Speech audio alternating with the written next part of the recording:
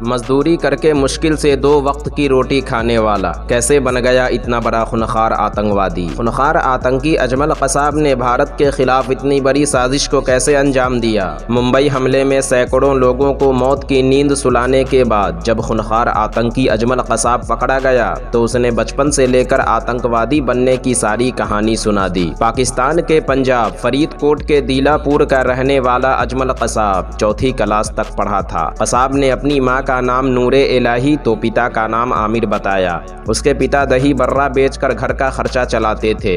उसने बड़े भाई का नाम अफजल तो छोटे भाई का नाम मुनीर बताया। सन 2000 में कसाब ने पढ़ाई छोड़ दी, लेकिन गरीबी ने मजदूरी करने पर मजबूर कर दिया। कुछ दिनों बाद कसाब लाहौर चला गया, लेकिन नौकरी की तलाश में फरीदकोट आना जाना लगा रहता था। कसाब ने कहा कि मेरे पिता ने मुझे गरीबी का हवाला देते हुए एक दिन ज़कीउर रहमान से मिलवाया और इस तरह आतंकी ट्रेनिंग के लिए उसे भेज दिया गया। कसाब को ये भरोसा दिलाया गया था कि इस काम में भले थोड़ा खतरा है, लेकिन इससे तुम्हारे परिवार की इज्जत बढ़ जाएगी। कसाब की आतंकी ट्रेनिंग 2007 में शुरू हुई। मनसेरा के बेतल गांव में तकरीबन 25 लड़कों के साथ कसाब को आतंकी ट्रेनिंग दी गई। 3 महीने की ट्रेनिंग के बाद मुंबई हमले से 1 महीने पहले कसाब को इस ऑपरेशन के इंचार्ज अबू इस्माइल से मिलवाया गया। अबू इस्माइल ने कसाब से कहा कि अब वक्त आ गया है तुम्हारी आजमाइश का। कसाब को एक सीडी दिखाकर हमले की सारी मालूमात दी गई। कसाब से कहा गया कि किस तरह और कहां कहां हमला करना है। कसाब से मुंबई CST रोड पर मौजूद लोगों को मारने के लिए कहा गया।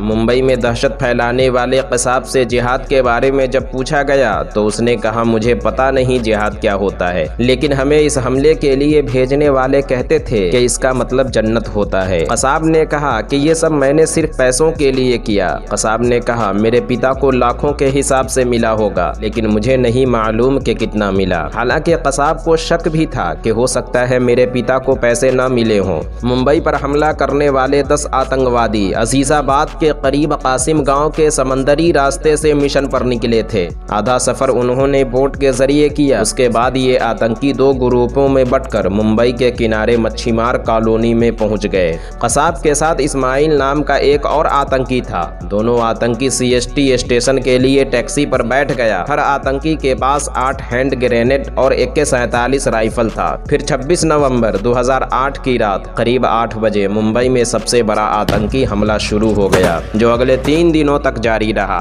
कसाब ने बताया कि मुंबई हमले वाले दिन उसने 2 से 2.5 मैगजीन खाली कर दी थी। उसने कहा कि मुझे बताया गया था कि जब तक जिंदा रहो लोगों को मारते रहो, मगर हम भी इंसान हैं यार। ये बोलते बोलते कसाब फूट फूट कर रोने लगा था। मुंबई में मासूम लोगों को मौत के घाट उतारने के बाद कसाब को अपने किए का पछतावा था। कसाब ने कहा कि जब पुलिस ने उसे पकड़ा तो उसके 1 घंटे के बाद वो फूट फूट कर रोया था। कसाब ने कहा कि मैंने बहुत गलत किया।